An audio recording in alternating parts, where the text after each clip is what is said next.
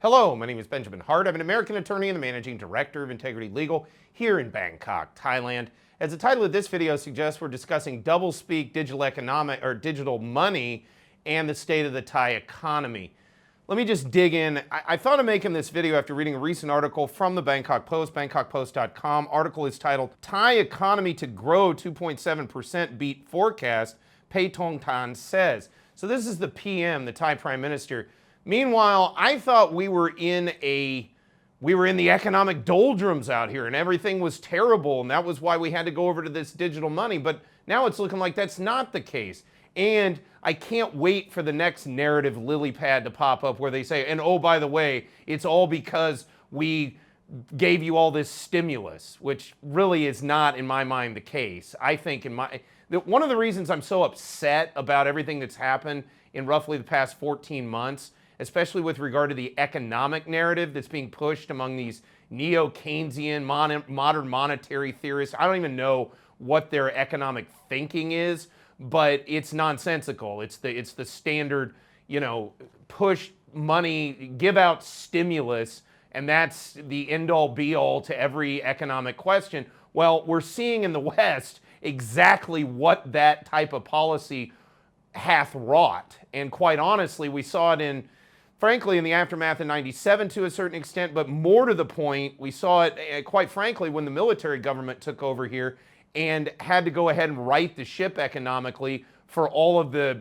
in my opinion, pie-in-the-sky economic plans like the rice pledging scheme, etc., that prior government had come up with. And effectively, I mean, really, this isn't a hyperbolic statement. Thailand was effectively bankrupt for about a moment back in roughly about 2014. And I say that, again, not hyperbolically. Literally, after Prayut took over, I think one of the first things he did was wrote the check to the farmers to sort of get everything straight with regard to the finances back to the farmers that resulted in the conflict that arose with the so-called rice pledging scheme.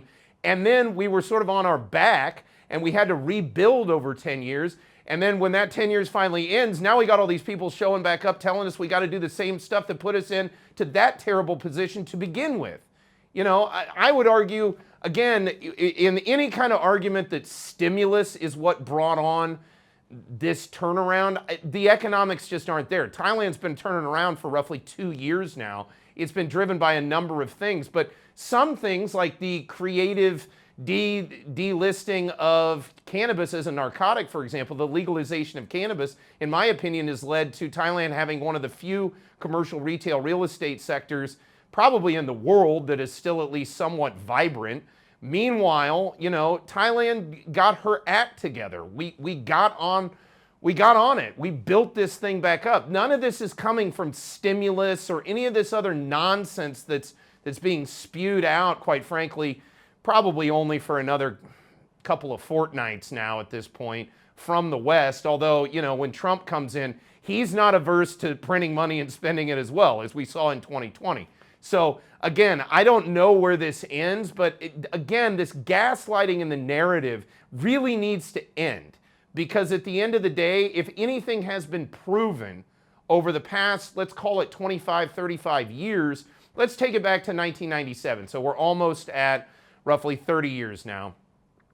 Look, since 97, Thailand has made a lot of really good moves, and they've done things that are financially, fiscally, and monetarily prudent. And every time they don't, it all seems to emanate from one specific sector, by the way. Every time, as a country, we sort of veer away from that and get into economic problems. And I just don't see why we continue veering off of what is working. What's clearly working here in Thailand is everybody just got back to work. They shut down the economy for nearly 3 years. Opening that back up was a pretty big deal, but letting the Thai system, the natural economy, do things like attract tourists, letting the natural economy create a new system like the cannabis business. Again, all of these are net benefits, but what you're going to hear from the so-called technocratic elite is that, oh, it all came from stimulus and monetary policy and this kind of nonsense. I don't think anything could be further from the truth. That said, quoting again, Thai economy to grow 2.7% beat forecast, Paetongtarn says, quote, Thailand's economy is expected to grow 2.7% this year, helped by an anticipated annual rise of 28% foreign visitors to 36 million, Prime Minister Paetongtarn Shinawatra said on Thursday. Southeast Asia's second largest economy will grow more than forecast in 2025. Again, what was it, 3 months ago? Not even that, two months ago, 6-8 weeks ago? We were hearing from this same person that the sky was falling and that was why we needed the digital wallet and we had to have a totalitarian surveillance grid imposed upon us in order to get us away from this terrible economic blight that we were heading into. And then in the same breath, now they're turning around and saying, well, actually, everything's looking quite good. Well, which is it? You know, you want the benefit of being able to say, hey, well, we've been running things, the economy's been good, but we tried to run it into the ground by creating digital tokens that would put the country into an extra 10% debt to GDP ratio and probably drive us off a cliff. But no, that didn't happen and things are still hunky-dory, but you got to give us credit for that too. That's nonsense.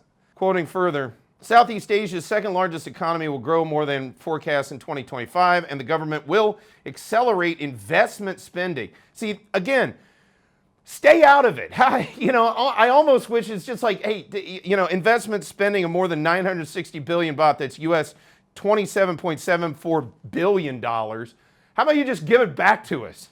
That would be better, in my opinion, than you guys going out and doing all of this stuff. Honestly, I'm having almost nightmare visions of 2013 and 14 where Thailand sort of teetered on the brink with bankruptcy because, again, these pie-in-the-sky government investment schemes, et cetera, and it all came to what?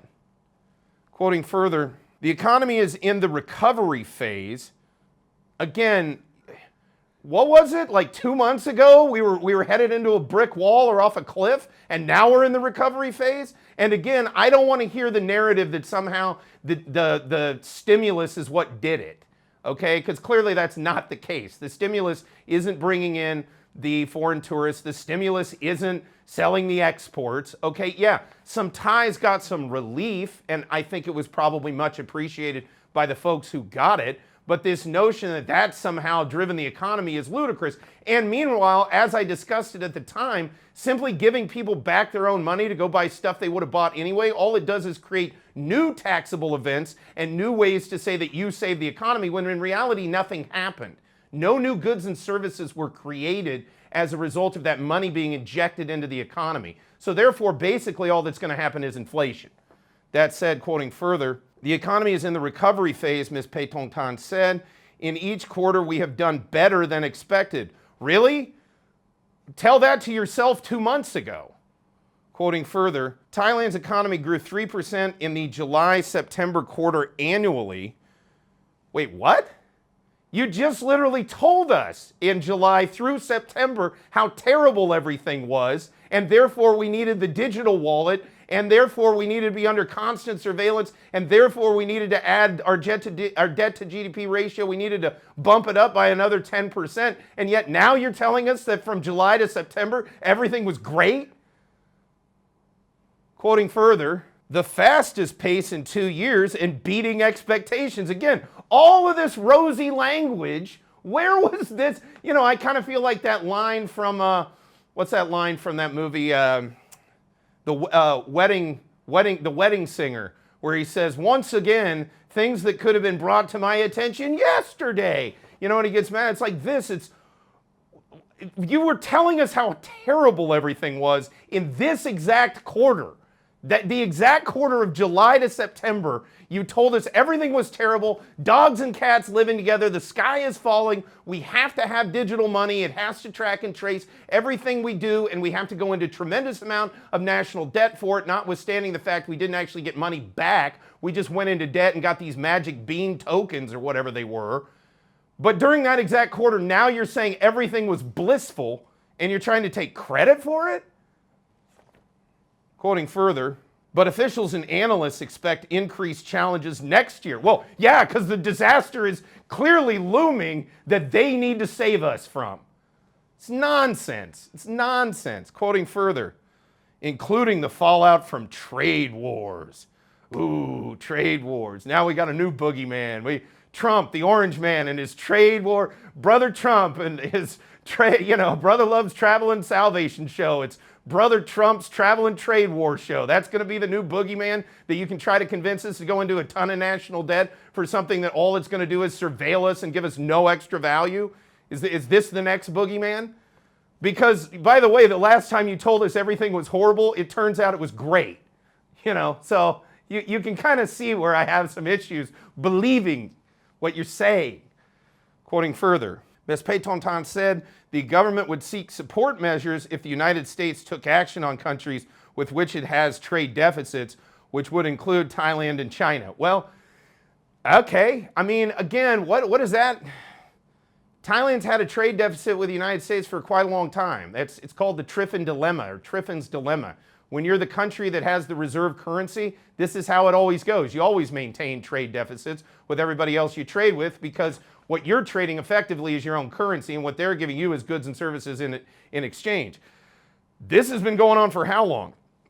I don't see where it's an excuse to make any major policy changes. I definitely fail to see where it's an excuse to go after these harebrained pie-in-the-sky economic boondoggles that do nothing but tie this country into further debt, and we really see no great benefit out of it as a result of it. And then meanwhile, look, Thailand and the USA, Thailand is the United States' oldest ally in Asia. The Treaty of Amity goes back 190 years. Our diplomatic relationship goes back 200.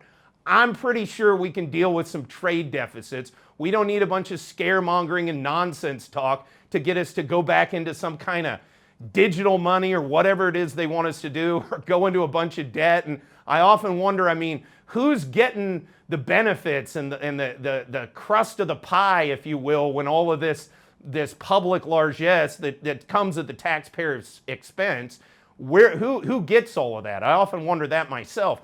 But that said, at the end of the day, I think this is a lot of nonsense talk. I don't think there's a lot of disaster on the horizon. Quite frankly, they said there was a disaster for the past year, and the math just was not there. I remember them saying everything was terrible when we saw the biggest spike in consumer spending we had seen in years in the first quarter in Thailand of this year, 2024. So again, they just got done, literally just got done telling us everything's terrible. You have to go on this digital money. We got to track and trace everything because the economics are just so horrible. And now they're saying that exact quarter that they were telling us that in actually turned out to be a perfectly good quarter after all.